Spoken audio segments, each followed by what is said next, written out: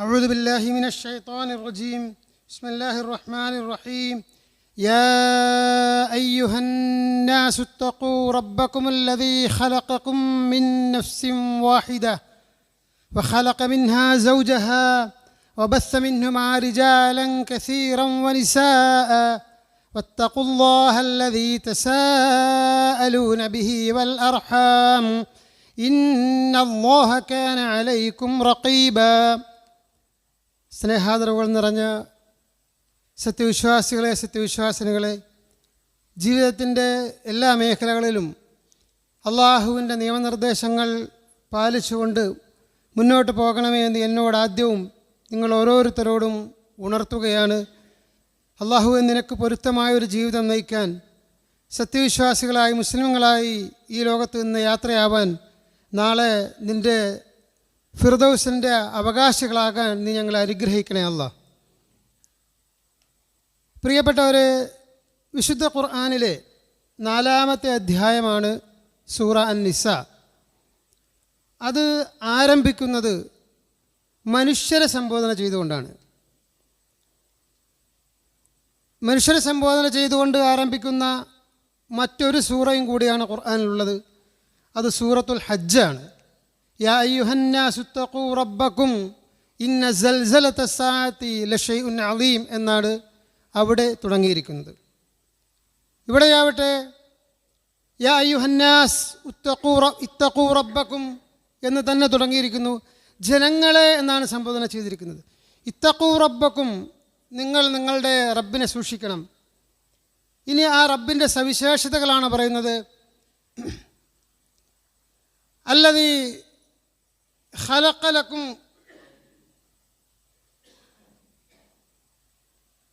ഖലഖക്കും മിൻ നഫ്സിൻ വാഹിദ, ഒരൊറ്റ നഫ്സിൽ നിന്നും അവൻ നിങ്ങളെ സൃഷ്ടിച്ചു. വഖലഖ മിൻഹാ സൗജഹ, അതിൽ നിന്ന് അതിൻ്റെ ഇണയെയും അവൻ സൃഷ്ടിച്ചു. വബസ്സ മിൻഹുമാ റിജാലൻ കസീറൻ വനിസാഅ, ആ രണ്ട് പേരിൽ നിന്ന്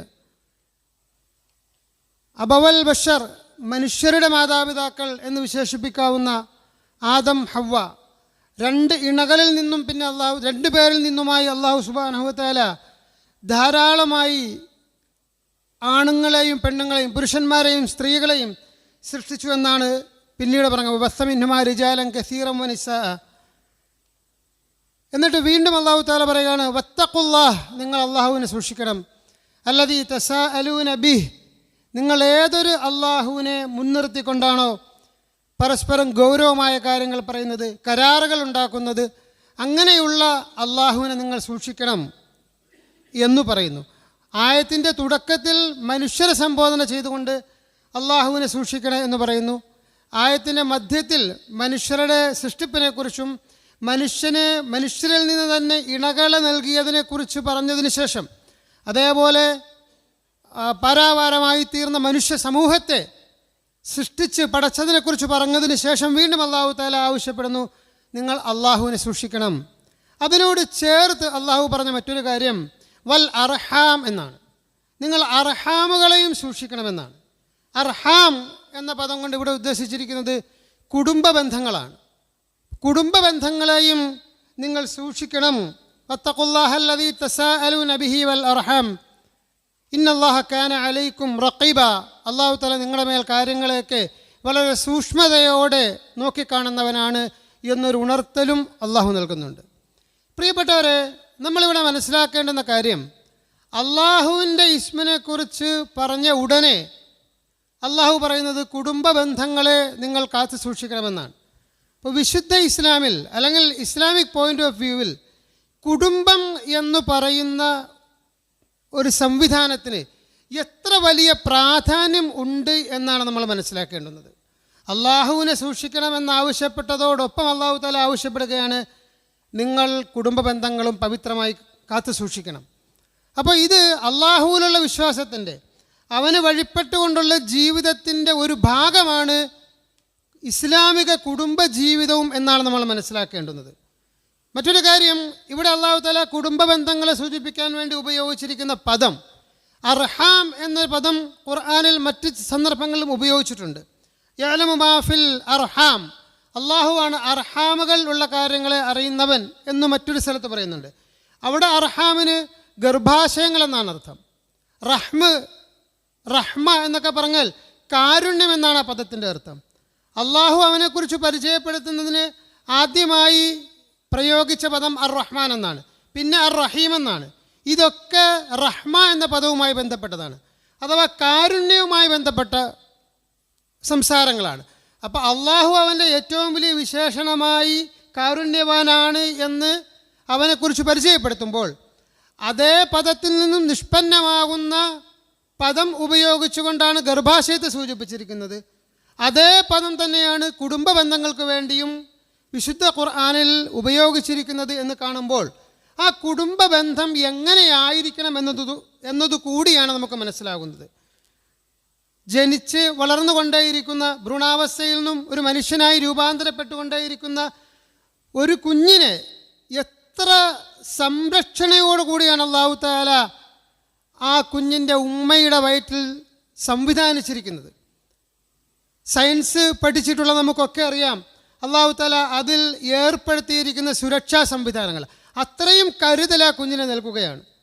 അതേപോലെ കുടുംബങ്ങൾ കരുതലുള്ളവയായിരിക്കണം. കുടുംബാംഗങ്ങൾക്ക് കുടുംബം എല്ലാ അർത്ഥത്തിലും കുടുംബാംഗങ്ങൾക്ക് താങ്ങും തണലുമായി മാറണം എന്നതാണ് ഈ പദപ്രയോഗത്തിലൂടെ നമ്മൾ വായിച്ചെടുക്കേണ്ടുന്നത്. പക്ഷേ നമ്മളൊന്ന് ആലോചിച്ച് നോക്കുക, കൂടുമ്പോൾ ഇമ്പമുണ്ടാകേണ്ടുന്ന കുടുംബങ്ങൾക്ക് ഇന്ന് എന്തു പറ്റി?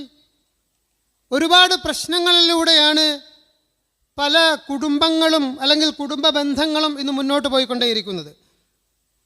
നമുക്ക് ചുറ്റുമുള്ള നമ്മൾ ഉൾപ്പെടുന്ന സമൂഹത്തിലെ കുടുംബങ്ങളെക്കുറിച്ച് വിലയിരുത്തുമ്പോൾ മൊത്തത്തിൽ നമുക്ക് 3 വിഭാഗം ആളുകളായി അല്ലെങ്കിൽ 3 വിഭാഗത്തിലുള്ള കുടുംബങ്ങളെയാണ് കാണാൻ പറ്റുന്നത്. ഒന്നാമത്തെ കുടുംബം എന്നത് ഒരു കുടുംബജീവിതത്തിൻ്റെ എല്ലാ സുഖങ്ങളും ആസ്വദിച്ചുകൊണ്ട് വളരെ പോസിറ്റീവായി വളരെ നല്ല കുടുംബങ്ങളായി മുന്നോട്ട് പോകുന്നവർ. രണ്ടാമത്തെ ഒരു വിഭാഗം എന്ന് പറയുന്നത് ഏത് നിമിഷവും തെന്നിപ്പിരിയാവുന്ന അവസ്ഥയിലുള്ളത് അല്ലെങ്കിൽ തെന്നിപ്പിരിഞ്ഞ് വെട്ടിപ്പിരിഞ്ഞുകൊണ്ടേ ഇരിക്കുന്ന കുടുംബങ്ങൾ.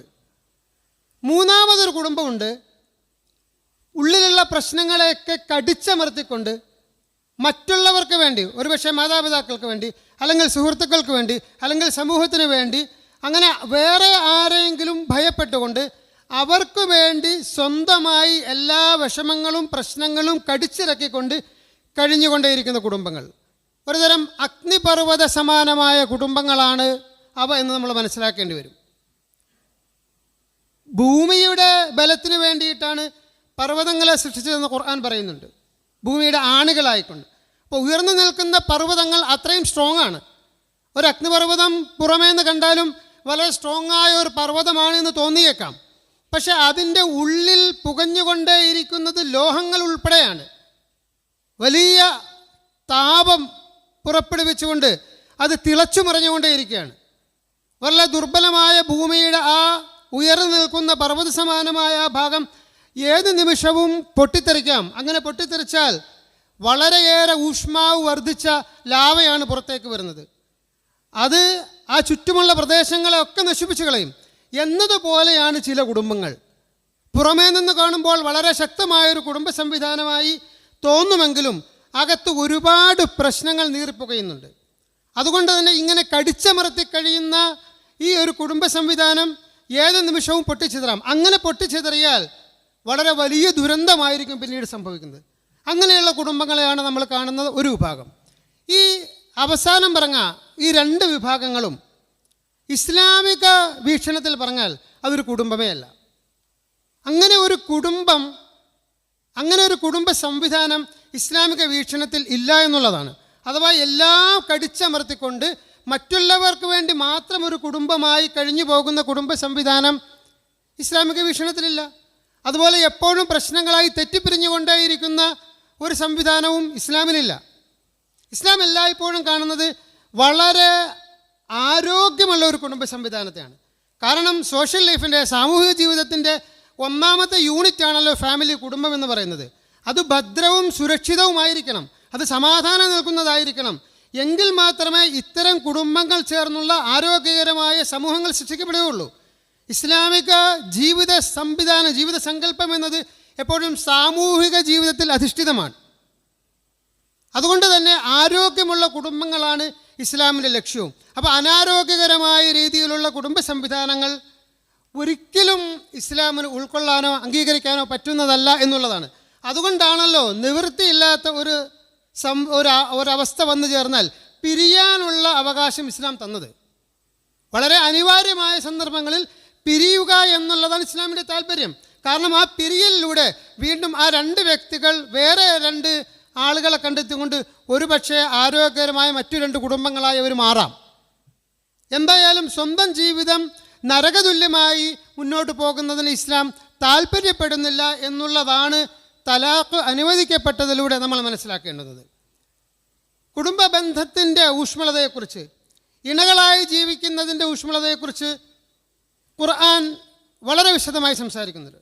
സൂറത്ത് റൂമിലെ 21-ാമത്തെ ആയത്തിൽ നമുക്ക് ഇങ്ങനെ വായിക്കാൻ പറ്റും: വമിൻ ആയാതിഹി അൻ ഖലഖ ലക്കും മിൻ അൻഫുസികും അസ്വാജൻ ലിതസ്കുനു ഇലൈഹാ വജഅല ബൈനകും മവദ്ദതൻ വറഹ്മ.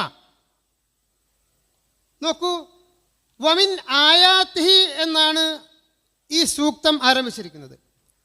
അള്ളാഹുവിൻ്റെ ദൃഷ്ടാന്തങ്ങളിൽപ്പെട്ടതാണ് എന്ന് പറഞ്ഞുകൊണ്ടാണ് അള്ളാഹു കാര്യം പറയാൻ പോകുന്നത്. ദീനിനെ സംബന്ധിച്ചിടത്തോളം അള്ളാഹുവിനെ കണക്കാക്കുന്നത് പോലെ ഓരോ വിശ്വാസിയും കണക്കാക്കേണ്ടുന്നതാണ് ഇസ്ലാമിൻ്റെ ചിഹ്നങ്ങളെയും. വമിൻ ആയാതിഹി, അള്ളാഹുവിൻ്റെ ദൃഷ്ടാന്തങ്ങൾ, അള്ളാഹുവിൻ്റെ ചിഹ്നങ്ങളിൽ പെട്ടതാണ് എന്ന് പറഞ്ഞുകൊണ്ട് വളരെ ഗൗരവപൂർവ്വമാണ് ഈ വിഷയം നമുക്ക് മുമ്പിൽ അള്ളാഹു തആല അവതരിപ്പിക്കുന്നത്. സൂറത്ത് റൂമിലെ 20 മുതൽ 25 വരെയുള്ള ആയത്തുകൾ എല്ലാം ആരംഭിക്കുന്നത് വമിൻ ആയാതിഹി എന്ന് പറഞ്ഞുകൊണ്ടാണ്. ഒന്നാമത്തെ ആയത്ത് മനുഷ്യൻ്റെ സൃഷ്ടിപ്പിനെ കുറിച്ച് പറയുന്നെങ്കിൽ ഇടയ്ക്കുള്ള ചില ആയത്തുകൾ പ്രപഞ്ചത്തിൻ്റെ സൃഷ്ടിപ്പിനെ കുറിച്ചാണ് സംസാരിക്കുന്നത്. അപ്പോൾ വളരെ ഗൗരവതരമായ മനുഷ്യൻ ധാരാളമായി ചിന്തിക്കുകയും പഠിക്കുകയും ചെയ്യേണ്ടുന്ന വിഷയങ്ങളെക്കുറിച്ച് പറഞ്ഞുകൊണ്ടിരിക്കുന്നതിനിടയിലാണ് ഈ ആയത്ത് വരുന്നത്. വമിൻ ആയാതിഹി എന്ന് തുടങ്ങുന്ന 11 ആയത്തുകളാണ് വിശുദ്ധ ഖുർആനിലുള്ളത്. സൂറത്ത് റൂമിലെ തുടർച്ചയായി 5 ആയത്തുകളും അതിനുശേഷം മറ്റൊരായത്തുണ്ട്. പിന്നീടുള്ളത് ഫുസ്സിലത്തിൽ അതുപോലെ നമുക്ക് ആയത്തുകൾ കാണാൻ പറ്റും. അപ്പോൾ ഇങ്ങനെ വളരെ ഗൗരവമായ ഒരു വിഷയം ഉണർത്താൻ വേണ്ടി വമിൻ ആയാതിഹി അൻ ഖലഖ ലക്കും മിൻ അൻഫുസികും അസ്വാജ, അല്ലാഹ് പറയുന്നത് എന്താണ്?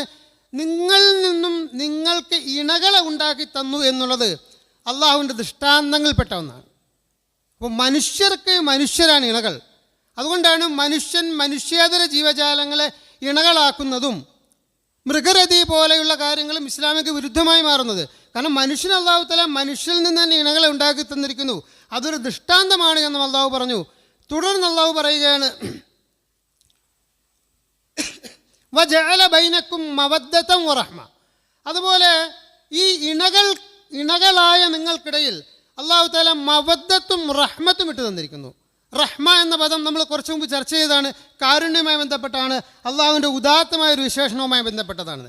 ആ കാരുണ്യം അള്ളാഹു തആല ഇണകൾക്കിട്ട് തന്നിരിക്കുന്നു. മറ്റൊരു പ്രയോഗം മവദ്ദ എന്നതാണ്.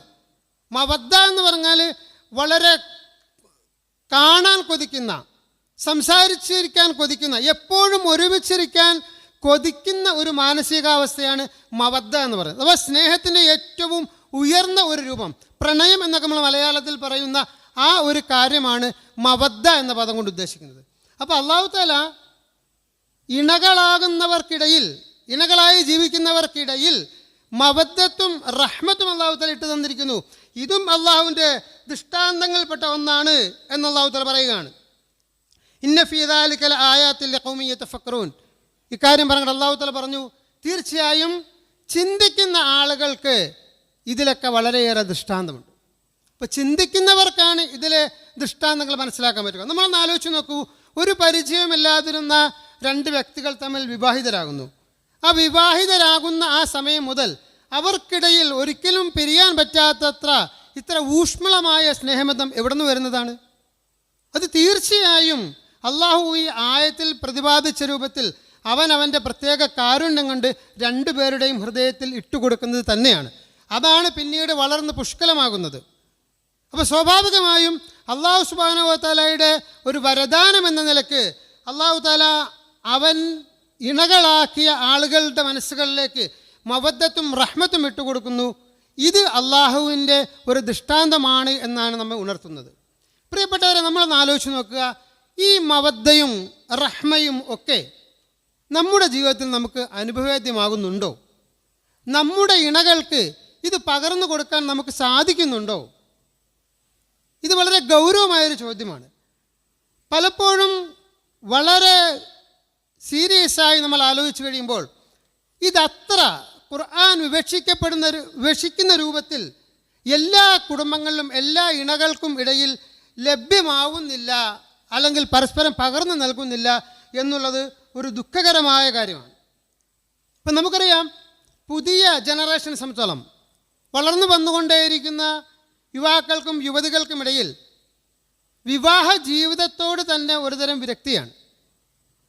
അതിരുകളില്ലാത്ത പ്രണയം ഒരു ഭംഗിയായി കാണിക്കപ്പെടുകയാണ്. അതുപോലെ അറേഞ്ച്ഡ് ലൈഫിന് പകരം ലിവിങ് ടുഗദർ പോലെ ഒരിക്കലും സങ്കല്പിക്കാൻ പോലും ബുദ്ധിമുട്ടുള്ള ആശയങ്ങൾ ആളുകളുടെ മനസ്സിലേക്ക് കുടിയേറുകയാണ്.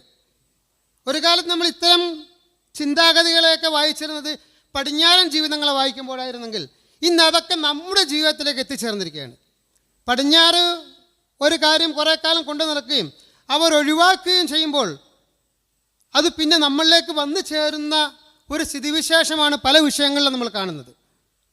നവ ലിബറൽ ചിന്താഗതികളുടെ ഭാഗമായി മനുഷ്യൻ ഏറ്റവും സ്വതന്ത്രനാണ് എന്ന ഒരുതരം വിരളി പിടിച്ച ചിന്താഗതിയിലേക്ക് കാര്യങ്ങൾ നീങ്ങുമ്പോൾ കുടുംബജീവിതം, ഇണകളായുള്ള ഒരുമിച്ചുള്ള ജീവിതം പോലെയുള്ള പവിത്രമായ സങ്കല്പങ്ങൾ പോലും ലംഘിക്കപ്പെടുകയാണ്. അവയൊക്കെ ഔട്ട് ഓഫ് ഫാഷനായി കണക്കാക്കുകയാണ്. അങ്ങനെ തനിക്ക് ഓരോ ആണും പെണ്ണും ആഗ്രഹിക്കുന്നത് പോലെ മറ്റാരുടെയും താല്പര്യങ്ങൾക്കോ അല്ലെങ്കിൽ മനുഷ്യൻ്റെ തന്നെ നിലനിൽപ്പിന് അനിവാര്യമായ സംവിധാനങ്ങൾ പോലുമോ അംഗീകരിക്കാൻ പറ്റാതെ സ്വയം തോന്നുന്ന രൂപത്തിൽ ജീവിക്കാൻ ആഗ്രഹിക്കുന്ന വ്യക്തികളായി യുവാക്കളും യുവതികളും കുറേ ആളുകളെങ്കിലും മാറിക്കൊണ്ടിരിക്കുന്നു. ഇങ്ങനെയൊക്കെ മാറുമ്പോൾ സ്വാഭാവികമായും അള്ളാഹുവിൻ്റെ ഈ പ്രഖ്യാപനം ഇങ്ങനെ നിലനിൽക്കെ ഈ മാറ്റങ്ങൾ വരുമ്പോൾ നമ്മൾ വളരെ ഗൗരവമായി ആലോചിക്കേണ്ടതുണ്ട്. എന്തുകൊണ്ടായിരിക്കും ഈ മാറ്റങ്ങൾ ഇങ്ങനെ ഉണ്ടാവുന്നത്? ഒരു പരിധിവരെ നമ്മൾ നേരത്തെ സൂചിപ്പിച്ചതുപോലെ ഖുർആനിൻ്റെ ആയത്തുകളിൽ പറയുന്ന കാര്യങ്ങൾ നമ്മുടെ ജീവിതത്തിൽ ഇല്ലാതെ വരുന്നു എന്നുള്ളത് ഗൗരവമായൊരു കാര്യമാണ്. പലപ്പോഴും നമ്മുടെ താഴെയുള്ളവർ നമ്മളെ നോക്കിയിട്ടാണ് അവർ ജീവിതത്തെ വിലയിരുത്തുക. അപ്പോൾ ഇണകളായി ജീവിക്കുന്ന വാപ്പയും ഉമ്മയും അവരുടെ ജീവിതം എന്നും പ്രശ്നങ്ങൾ നിറഞ്ഞതാണ് എങ്കിൽ, അവർക്കിടയിൽ എന്നും പ്രശ്നങ്ങളും വഴക്കുകളുമാണ് എങ്കിൽ, സ്വാഭാവികമായിട്ടും അവരുടെ മക്കൾ ഇങ്ങനെ ചിന്തിക്കാൻ സാധ്യതയുണ്ട്. തന്നെയല്ല, അവർ ചെല്ലുന്നിടങ്ങളിൽ നിന്നും ഇത്തരം ചിന്താഗതികൾക്ക് കൂടുതൽ ഊർജം നൽകുന്ന രൂപത്തിലുള്ള ചർച്ചകൾ കൂടി കേൾക്കുകയാണെങ്കിലോ, നമ്മുടെ ക്യാമ്പസുകളൊക്കെ അങ്ങനെ മാറിക്കൊണ്ടിരിക്കുന്നത് കൊണ്ടാണ് ഞാൻ അങ്ങനെ ചോദിച്ചത്. അങ്ങനെ ക്യാമ്പസുകളിൽ നിന്നോ അല്ലെങ്കിൽ അവർ ഒത്തുകൂടുന്ന സ്ഥലങ്ങളിൽ നിന്നോ പൊതുവിടങ്ങളിൽ നിന്നോ ഇത്തരം വളരെ സ്വതന്ത്രമായ ജീവിതം, സ്വതന്ത്രമായ ലൈംഗികത പോലെയുള്ള കാര്യങ്ങളെക്കുറിച്ച് ചർച്ചകൾ കേൾക്കുമ്പോൾ, അതേപോലെ തന്നെ വീട്ടിൽ നിന്ന് ഇത്രയും സങ്കീർണമായ അവസ്ഥ സ്വന്തം മാതാപിതാക്കൾക്കിടയിൽ അല്ലെങ്കിൽ സ്വന്തം ബന്ധുക്കൾക്കിടയിൽ കാണുകയും ചെയ്യുമ്പോൾ സ്വാഭാവികമായിട്ടും വളർന്നു വരുന്ന ആളുകൾ ഇങ്ങനെ ചിന്തിക്കാനുള്ള സാധ്യതകൾ ഏറെയാണ്. അതുകൊണ്ട് തന്നെ വിവാഹിതരായി ജീവിക്കുന്ന ആളുകൾ സ്വയം നമ്മൾ ആലോചിക്കേണ്ടതുണ്ട്. നമ്മുടെ ജീവിതത്തിൽ അള്ളാഹു തആല പറഞ്ഞിരിക്കുന്ന ഈ മവദ്ദത്തും റഹ്മത്തും നമുക്ക് ലഭ്യമാകുന്നുണ്ടോ? നമുക്ക് നമ്മുടെ ഇണയ്ക്ക് ലഭ്യമാക്കി കൊടുക്കാൻ സാധിക്കുന്നുണ്ടോ എന്ന് നമ്മൾ ഗൗരവമായി ആലോചിക്കുക. നോക്കൂ, അള്ളാഹു സുബ്ഹാനഹു വ തആല അവനെക്കുറിച്ച് വിശേഷിപ്പിക്കുന്ന ഒരായത്തിൽ നടത്തിയിരിക്കുന്ന ഒരു പരാമർശം, അള്ളാഹു ഇസ്ലാമിൻ്റെ ഏറ്റവും അടിസ്ഥാനപരമായ തത്വമെന്നത് തൗഹീദാണ്. അത് നമുക്കറിയാം. ആ തൗഹീദിനെ വിശദീകരിച്ചുകൊണ്ട് സംസാരിക്കുന്ന ഒരു സന്ദർഭത്തിൽ അള്ളാഹു തആല തനിക്ക് ഇണയും മക്കളുമില്ല എന്ന് പറയുന്നുണ്ട്. അപ്പം നമുക്കറിയാം, സൂറത്തുൽ ഇഖ്ലാസ് ആ വിഷയം സംസാരിക്കുന്നത് ലം യലിദ് വലം യൂലദ് എന്ന് പറയുന്നുണ്ട്. അവനാരും ജന്മം കൊടുത്തിട്ടില്ല, അവൻ മറ്റൊരാൾക്കും ജന്മം നൽകിയിട്ടില്ല എന്നുള്ളത്. അപ്പോൾ അതല്ലാതെ അള്ളാഹു തനിക്കൊരു ഇണയോ മക്കളോ ഇല്ല എന്ന് പറയുന്ന പ്രയോഗത്തിൽ സൂറത്തുൽ ജിന്നിൽ നമുക്കിങ്ങനെ വായിക്കാൻ പറ്റും, അന്നഹു തആല ജദ്ദു റബ്ബിന മത്തഖദ സാഹിബത്തൻ വലാ വലദ. അല്ലാഹു തആല അവൻ്റെ ഔന്നത്യം വളരെ വലുതാണ്. മത്തഖദ സാഹിബത്തൻ വലാ വലദ, അല്ലാഹു തആല സ്വീകരിച്ചിട്ടില്ല, അല്ലെങ്കിൽ അവനില്ല എന്തില്ല, സാഹിബത്തുമില്ല വലതും ഇല്ല എന്ന് പറഞ്ഞിരിക്കുന്നത്. വലത് എന്ന് പറഞ്ഞാൽ നമുക്കറിയാം കുട്ടി അല്ലെങ്കിൽ മക്കൾ എന്ന അർത്ഥത്തിലാണ്. സാഹിബ എന്ന പദമോ, സാഹിബ എന്ന പദത്തിൻ്റെ അത് അറബി ഭാഷയിലെ ഒരു ഫെമിനൈൻ രൂപം അല്ലെങ്കിൽ ഒരു സ്ത്രീലിംഗ രൂപമാണ്. അതിൻ്റെ പുല്ലിംഗ രൂപം നമുക്കൊക്കെ പരിചയമുള്ള സാഹിബ് എന്ന പദമാണ്. നമ്മൾ സാഹിബ് എന്ന പദം ആർക്ക് വേണ്ടി ഉപയോഗിക്കുക? സുഹൃത്ത് എന്നതാണ് ആ പദത്തിൻ്റെ അർത്ഥം. സ്വഹബ എന്ന് പറഞ്ഞാൽ കൂടെ ഉണ്ടാവുക, എപ്പോഴും കൂടെ ഉണ്ടാകുന്ന ആൾ, അതാണ് സ്വാഹിബ് എന്ന് പറയുന്നത്. നമ്മൾ ആളുകളെ ആദരിച്ചുകൊണ്ട് ഉപയോഗിക്കുന്ന ഒരു പദവും കൂടിയാണ് സ്വാഹിബ്. അപ്പോൾ സൗഹൃദബന്ധം ഏതെങ്കിലും രൂപത്തിൽ കാത്തു സൂക്ഷിക്കുന്ന ആളുകളാണ് സ്വാഹിബ് എന്നത്. അതിൻ്റെ സ്ത്രീലിംഗ രൂപമാണ് സ്വാഹിബ എന്നത്. അപ്പോൾ നേർക്കുനേരെ മലയാളത്തിൽ പറഞ്ഞാൽ കൂട്ടുകാരി എന്നാണ് ആ പദത്തിനർത്ഥം. അപ്പോൾ അല്ലാഹു തആല തനിക്ക് ഇണയില്ല, അല്ലെങ്കിൽ നമ്മുടെ ഭാഷയിൽ പറഞ്ഞാൽ ഭാര്യയില്ല, വൈഫില്ല എന്ന് പ്രഖ്യാപിക്കാൻ വേണ്ടി ഉപയോഗിച്ചിരിക്കുന്ന പദം സാഹിബ എന്നതാണ്, അഥവാ കൂട്ടുകാരി എന്നാണ്. വലാ വലദ, മക്കളുമില്ല എന്നാണ് പറഞ്ഞത്. അപ്പം നോക്കൂ, ഈ പദപ്രയോഗത്തിൽ നിന്നും നമ്മൾ തിരിച്ചു വായിക്കേണ്ടുന്ന ഒരു കാര്യമുണ്ട്. നമ്മൾ ഭാര്യ എന്നോ വൈഫോ എന്നൊക്കെ വിശേഷിപ്പിക്കുന്ന നമ്മുടെ സ്ത്രീകൾ, അവർ നമ്മുടെ കൂട്ടുകാരിയായിരിക്കണം. ആരാ നമ്മുടെ കൂട്ടുകാർ? നമുക്കെല്ലാം കൂട്ടുകാരുള്ളവരാണ്. സൗഹൃദങ്ങൾ ഇല്ലാത്തവർ വളരെ അപൂർവമാണ്. സൗഹൃദങ്ങളെ എത്ര സൂക്ഷ്മതയോ നമ്മൾ കാത്തു സൂക്ഷിക്കുന്നത്, അല്ലേ? നമ്മുടെ വേണ്ടപ്പെട്ട സുഹൃത്ത് സൗഹൃദം അവസാനിപ്പിച്ച് നമ്മളിൽ നിന്ന് പിരിഞ്ഞു പോകുന്നതിന് നമുക്ക് സങ്കല്പിക്കാൻ പോലും സാധ്യമല്ല. പലപ്പോഴും സുഹൃത്തുക്കൾക്ക് വേണ്ടി എന്തെല്ലാം ത്യാഗങ്ങൾ സഹിക്കാൻ നമ്മൾ തയ്യാറാണ്. പുതിയ ജനറേഷൻ്റെ ഭാഷയിൽ പറഞ്ഞാൽ ചങ്കാണ് അവരൊക്കെ. ചങ്കിന് വേണ്ടി എന്തും ചെയ്യാൻ തയ്യാറാകും. അപ്പോൾ നോക്കൂ, നമ്മൾ നമ്മുടെ ഇണകളെ ഈ രൂപത്തിൽ കാണുന്നുണ്ടോ? സൗഹൃദ ബന്ധങ്ങൾ ഊഷ്മളമാകുമ്പോൾ സ്വാഭാവികമായിട്ടും ആ സ്നേഹബന്ധം വർദ്ധിക്കുന്നതനുസരിച്ച് അവർക്കിടയുള്ള അധികാരബന്ധവും വർദ്ധിക്കും. അത് നമ്മുടെ സുഹൃത്തുക്കൾക്കിടയിലും അങ്ങനെയാണ്. നമ്മുടെ സുഹൃത്തിൻ്റെ വിലപിടിപ്പുള്ള സാധനങ്ങൾ ചിലപ്പോൾ അവൻ്റെ അല്ലെങ്കിൽ അവളുടെ അനുവാദമില്ലാതെ നമ്മളെടുത്ത് ഉപയോഗിക്കും.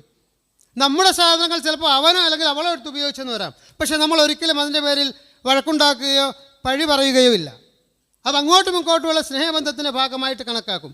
ഈ ഒരു രൂപത്തിൽ ആണ് ഇണകളിൽ പരസ്പരം ഉള്ള പ്രയോജനങ്ങളെ പ്രതീക്ഷിക്കേണ്ടുന്നത്.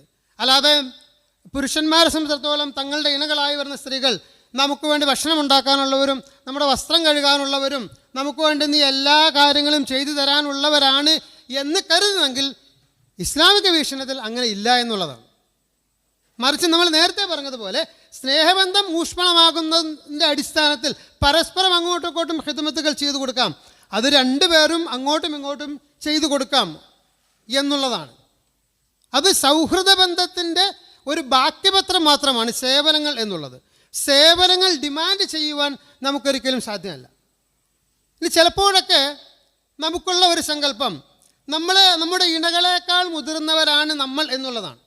പ്രിയപ്പെട്ടവരെ, ഈ ഒരു സങ്കല്പം വരുന്നതിന് പ്രധാനപ്പെട്ട ഒരു കാരണം നമ്മൾ ജീവിക്കുന്ന ഇന്ത്യയിൽ നിലനിന്നിരുന്നതും ഇപ്പോൾ നിലനിൽക്കുന്നതുമായ സാമൂഹിക അവസ്ഥയാണ്.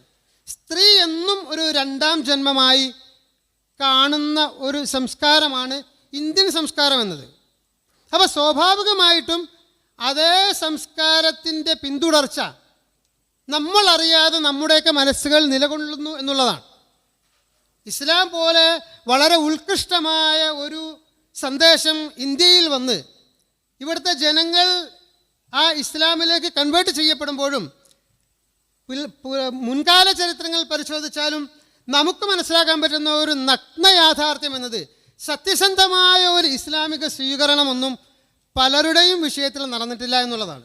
ഇപ്പോൾ കേരളത്തിലെ ഇസ്ലാമിൻ്റെ ആവിർഭാവവും ഇസ്ലാമിൻ്റെ വളർച്ചയും എടുത്ത് പരിശോധിച്ചാൽ, ഇന്ത്യയുടെ മൊത്തത്തിൽ ചരിത്രം പരിശോധിച്ചാലും ഇസ്ലാമിൻ്റെ വളർച്ചയ്ക്ക് മാത്രമല്ല ക്രിസ്ത്യാനിറ്റിയുടെ വളർച്ചയ്ക്കും ഒക്കെ, അതുപോലെ മറ്റു പല ഇസങ്ങളുടെയും വളർച്ചയ്ക്കൊക്കെ പ്രധാനമായും സഹായകരമായ കാര്യം ഇവിടെ മുമ്പ് നിലനിന്നിരുന്ന ഇപ്പോഴും നിലനിൽക്കുന്ന ജാതി വ്യവസ്ഥയാണ്.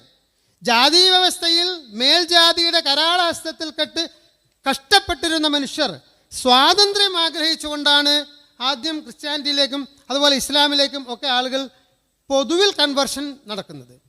എന്ന് വെച്ചാൽ എല്ലാവരും അങ്ങനെയാണെന്നല്ല, പക്ഷെ പൊതുവായ കൺവേർഷൻ അങ്ങനെ ആയപ്പോൾ സ്വാഭാവികമായും ഒരു പുറമേയുള്ള കൺവെർഷൻ എന്നതിനപ്പുറം ഒരു മാനസികമായ പരിവർത്തനം എല്ലാ വിഷയങ്ങളിലും വന്നിട്ടില്ല എന്നുള്ളതാണ്. അതുകൊണ്ട് തന്നെ ഇപ്പോഴും നമ്മുടെയൊക്കെ മനസ്സുകളിൽ നമ്മളറിയാതെ ചില ജാതീയ ചിന്തകൾ നിലനിൽക്കുന്നുണ്ട്. തൊഴിലിൻ്റെ അടിസ്ഥാനത്തിൽ നമ്മൾ ആളുകളെ വർഗീകരിക്കുന്നുണ്ട്, കുടുംബത്തിൻ്റെ അടിസ്ഥാനത്തിൽ നമ്മൾ ആളുകളെ വർഗീകരിക്കുന്നുണ്ട്, സാമ്പത്തികതയുടെ അടിസ്ഥാനത്തിൽ നമ്മൾ ആളുകളെ വർഗീകരിക്കുന്നുണ്ട്.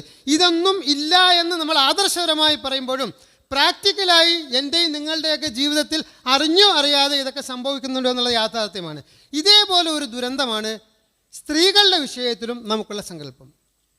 ഇനി മറ്റൊന്നാണ് പലപ്പോഴും മതപരമായ ദുർവ്യാഖ്യാനങ്ങൾ. ഇപ്പോൾ വളരെ വ്യാപകമായി ചർച്ച ചെയ്യപ്പെടുന്ന ഒരു ആയത്താണ് അർരിജാലു ഖവ്വാമൂന അലൻ നിസാ. അർരിജാലു ഖവ്വാമൂന അലൻ നിസാ ബിമാ ഫദ്ദലല്ലാഹു ബഅദഹും അലാ ബഅദ് വബിമാ അൻഫഖൂ മിൻ അംവാലിഹിം എന്ന് ഖുർആൻ പറയുന്നുണ്ട്. ഇവിടെ സ്ത്രീകളുടെ മേൽ ഖവ്വാമാണ് പുരുഷന്മാരെന്നാണ് ഖുർആൻ പറഞ്ഞിരിക്കുന്നത്. എന്നിട്ട് അതിന് 2 കണ്ടീഷൻസ് പറയുന്നുണ്ട്. ബിമാ ഫദ്ദലല്ലാഹു ബഅദഹും അലാ ബഅദ്, ഒന്ന് ചിലരിൽ ചിലരേക്കാൾ അല്ലാഹു തആല ഉത്കൃഷ്ടരാക്കി എന്നുള്ളതാണ്. ചിലരെ ഉത്കൃഷ്ടരാക്കി എന്നുള്ള പ്രയോഗം പല സ്ഥലങ്ങളിലും ഖുർആനിൽ നമുക്ക് കാണാൻ പറ്റും. ബനു ഇസ്രായേലിനെ കുറിച്ച് പറയുമ്പോൾ ബനു ഇസ്രായേലിനോട് അല്ലാഹു തആല പറയുന്നുണ്ട് ഫദ്ദലല്ലാഹു ബഅദക്കും അലാ ബഅദ്, അല്ലാഹു തആല നിങ്ങളെ മറ്റു ചിലരേക്കാൾ ഉത്കൃഷ്ടരാക്കിയിട്ടുണ്ട്. അല്ലാഹു തആല ആരെങ്കിലും ഉത്കൃഷ്ടരാക്കിയിട്ടുണ്ടെങ്കിൽ അതിനെതിരെ മുദ്രാവാക്യം വിളിക്കാനും സമരം ചെയ്യാനും നമുക്ക് സാധ്യമല്ല. അത് അള്ളാഹുവിൻ്റെ തീരുമാനമാണ്. ആ ഒരു രീതിയിലൊരു ഉത്കൃഷ്ടത അല്ലാഹു തആല പുരുഷന്മാർക്ക് നൽകി. രണ്ടാമത്തെ കണ്ടീഷൻ എന്താണെന്നറിയാവോ? വബിമാ അൻഫഖൂ മിൻ അംവാലിഹിം, പുരുഷന്മാർ അവരുടെ ധനത്തിൽ നിന്നും സ്ത്രീകൾക്ക് വേണ്ടി ചെലവഴിക്കുന്നു എന്നുള്ളതും കൊണ്ടാണ്. നമ്മളൊക്കെ നമ്മുടെ സ്ത്രീകൾക്ക് വേണ്ടി ചെലവഴിക്കുന്നത് നമ്മുടെ ഔദാര്യമായിട്ട് കാണുന്നുണ്ടെങ്കിൽ അത് തിരുത്തിയേക്കുക, അത് നമ്മുടെ ഉത്തരവാദിത്വമാണ്.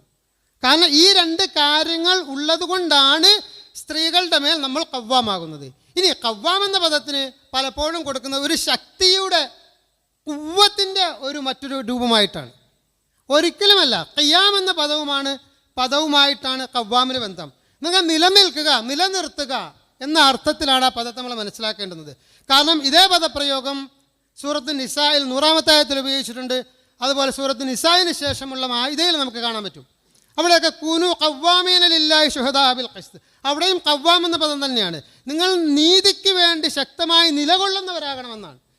അപ്പോൾ ശക്തിക്കും സത്യത്തിനും വേണ്ടി നിലകൊള്ളുന്നവരാവുക, അതുപോലെ കുടുംബത്തിൻ്റെ ഇണയുടെയും മക്കളുടെയും സംരക്ഷകരായി മാറുക എന്നൊരു വലിയ ഉത്തരവാദിത്വത്തെക്കുറിച്ച് സൂചിപ്പിക്കുന്ന ആയത്തിനെ നമ്മൾ ഇന്ത്യൻ പശ്ചാത്തലവും കൂടി കടമെടുത്തുകൊണ്ട് അത് സ്ത്രീകൾക്കുമേൽ പുരുഷന്മാർക്ക് നൽകിയ ഒരു അധികാരമാണ് എന്ന് സ്ഥാപിക്കാനും കൂടി ശ്രമിക്കുമ്പോൾ നമ്മളറിയാതെ മതപരമായ ഒരു ന്യായീകരണം കൂടി നമ്മൾ കണ്ടെത്തുകയാണ് നമ്മുടെ ഇണകളെ നമുക്ക് കീഴെ നിർത്തുന്നതിന്.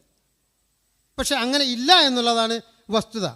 ഞാൻ പറഞ്ഞു വന്നത്, പ്രായോഗിക ജീവിതത്തിൽ ഇസ്ലാം പറയുന്ന ഈ മവദ്ദത്തും റഹ്മത്തും വായിച്ചെടുക്കാൻ പറ്റാതാകുന്ന ഒരു സമൂഹം നിലനിൽക്കുകയും നേരത്തെ നമ്മൾ സൂചിപ്പിച്ചതുപോലെ പൊതുവിടങ്ങളിലൂടെയും ക്യാമ്പസുകളിലൂടെയും മനോഹരമായ കുടുംബജീവിതം എന്ന സങ്കല്പത്തിന് എതിരായ പ്രചാരണങ്ങൾ നടന്നുകൊണ്ടിരിക്കുകയും ചെയ്യുമ്പോൾ നമ്മളറിയാതെ നമ്മുടെ മക്കൾ പോലും പുതിയ ചിന്താഗതികളിലേക്ക് ചേക്കേറിക്കൊണ്ടിരിക്കുന്നു എന്നുള്ളതാണ്.